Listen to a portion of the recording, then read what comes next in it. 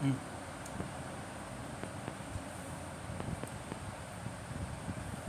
ঠিক আছে। So hello guys, আজকে আমি একটা ক্যাম্প করেছি এভাবে বানিয়ে। তো আমরা বলছি এক এই ছাটা আর কার্পেটটা বলছি আমি আমি হচ্ছে আমার বোরিং লাগছিল আর কি। তা ভাবলাম ক্যাম্প আমার অবশ্য বোরিং লাগে না, মজা লাগে। তা ক্যাম্প কিভাবে বানাবো আমার মাথায় ঢুকছেই না। আমি বুদ্ধি বের করছি, একটু পরে বের হলো বুদ্ধি।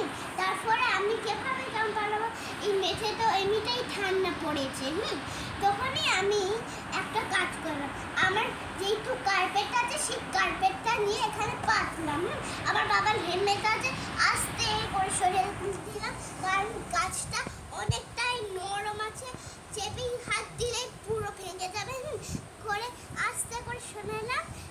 তারপরে হচ্ছে আর কি কার্পেটটা আনলাম, করে আমি এই বড় করে দিলাম। ভাবলাম যে এটা হবে না, হবে না। তখন আমি এই পর্যন্ত করলাম, ভাবলাম যে হবে না, হবে না। যখন আমি এই পর্যন্ত করলাম ভাবলাম যে হ্যাঁ এটা হবে।